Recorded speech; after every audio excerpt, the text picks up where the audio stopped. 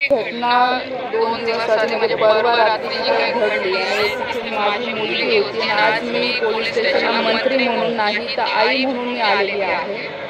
कारण की परवा माझी मुलगी आणि तिच्यासोबतच्या मैत्रिणी जरी मुक्ताईनगरला कोथळीला आपल्या मुक्ताबाईची यात्रा असते, दरवर्षी यात्रा असते आणि साहजिक आहे मुली पण यात्रेमध्ये फिरायला जात असतात. तर संध्याकाळी मी गुजरातला होती, तिचा मला फोन आला की मम्मी मला जायचं. तर तिला म्हटलं तू घरचा जो गार्ड आहे त्याला सोबत घेऊन जा आणि सोबत माझा ड्रायव्हर असेल किंवा ऑफिसमध्ये काम करणारे 2-3 मुलं मी तिच्यासोबत पाठवले. तिथे तिच्यासोबत ज्या पद्धतीने वागणूक झाली त्या किंवा तिच्यासोबत ज्या मुली होत्या काही 17च्या म्हणजे 18 वर्षाच्या आतल्या होत्या. कृषिका पण आता 18ची झाली, 2 दिवस आधीच झाली. तर या सगळ्या 17-18 वर्षाच्या मुली होत्या. पण तिथे कोणी भोई नावाच्या मुलाने त्या मुली म्हणजे तिथे ते पाळण्यात बसायला गेला तर यांच्या मागे मागे ते फिरू लागले. आमच्या गार्डने त्याला म्हणजे त्याचा मोबाईल घेतला, त्यांनी सगळं शूट केलं. जेव्हा पाळण्यात बसल्यानंतर जबरदस्तीमध्ये पाळण्यामध्ये साईडच्या पाळण्यामध्ये जाऊन बसले. आमच्या लोकांना उतरून जाऊन बसले ते. परत आमच्या लोकांनी त्यांना उतरवलं दुसऱ्या पाळण्यामध्ये पण त्यांनी तसंच केलं.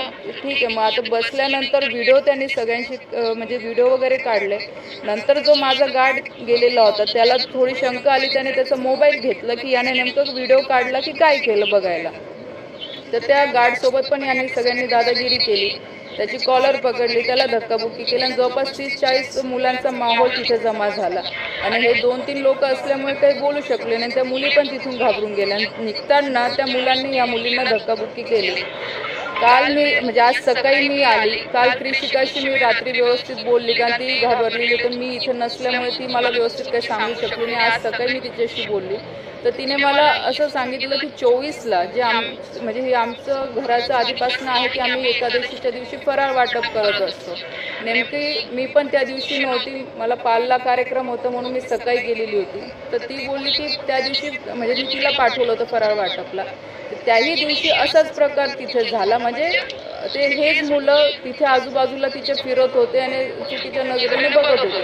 पण तिने लेट गो केलं की जाऊ दे, म्हणजे आता तिला पण एवढं नाही का आलं की काय. पण ह्या सगळ्या गोष्टी कुठे ना कुठे कनेक्ट होत आहे.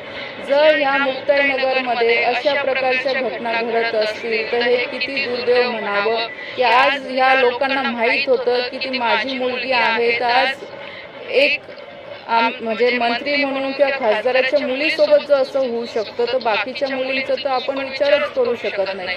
ही घटना माहीत पडल्याबरोबर गावातल्या बऱ्याचशा मुली माझ्याकडे आल्या. म्हणजे मला पण थोडं म्हणजे हे वाटलं चुकीचं की आमचंही कुठे ना कुठे चुकतं की आम्ही ह्या सगळ्या गोष्टींकडे लक्ष देत नाही. त्या मुलींनी पण मला ते म्हणजे सांगितलं की आम्ही शाळेत जातो तेव्हा पण हे असेच प्रकार नेहमी त्यांच्यासोबत घडतात. तर ही एक काही मुलांची 5-6 मुलांची टोळी आहे. तर या टोळीला काही ना काही आळा घालणं आणि कठीण शिक्षा यांना झालीच पाहिजे. आज पोलीस स्टेशनला मी माझं पत्र सुद्धा दिलेलं आहे आणि आजच्या ज्या लोकांना सगळ्यांना मी अरेस्ट करायला लावलेलं आहे. CM साहेबांशी पण मी या संदर्भात बोललेली आहे. आज फक्त रक्षा खडसेच्या मुलीचा विषय नाही, आज सगळ्या मुक्ताईनगर तालुक्यामध्ये राहणाऱ्या सगळ्या महिला असतील मुलींचा प्रश्न आहे. कारण की आज एवढं स्वातंत्र्य प्रत्येकाला आहे की कोणी कुठेही फिरू शकतो. पण जर फिरायच्या वेळेस या अशा घटना घडत असतील तर अतिशय दुर्दैव आहे. अशा प्रवृत्तीच्या लोकांना शिक्षा झाली पाहिजे.